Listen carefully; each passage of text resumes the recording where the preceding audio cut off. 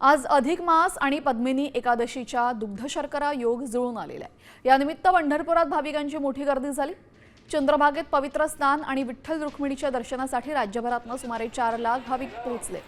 विठ्ठल मंदिराला आकर्षक फुलांनी सजवलेले, सजावटीमुळे मंदिर खुलून दिसतंय, तर मुखदर्शनाची रांग ही मंदिरापासून दूरपर्यंत गेलेली आहे।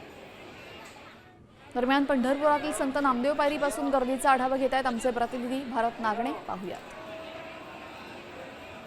पंढरीचा वास, चंद्रभागे स्नान आणि दर्शन विठोबाचे याच भावनेने अधिक मासातील पद्मिनी एकादशीच्या निमित्ताने राज्यभरातून लाखो भाविक आज पंढरपूरमध्ये विठ्ठल रुक्मिणीच्या दर्शनासाठी दाखल झालेले आहेत। आता आपण संत नामदेव पायरी जवळ आहोत। या ठिकाणी बघतोय खरं तर अक्षरशः भक्तीचा महापूर आता पंढरपूरमध्ये आपल्याला आलेला पाहायला मिळतो आहे।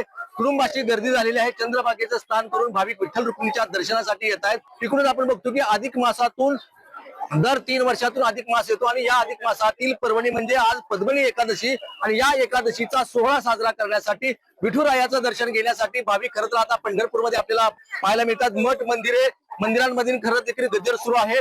बकरी ईद आहे आणि आज बकरी ईद न साजरी करण्याचा निर्णय देखील पंढरपुरातील मुस्लिम समाजाने घेतलाय। त्यामुळे कुठेतरी हिंदू मुस्लिम हा ऐक्याचं प्रतीक आज या निमित्ताने आपल्याला पंढरपूरमध्ये पाहायला मिळत आहे। कॅमेरामॅन राजू विश्वास, भारत नागणे, साम टीव्ही न्यूज, पंढरपूर।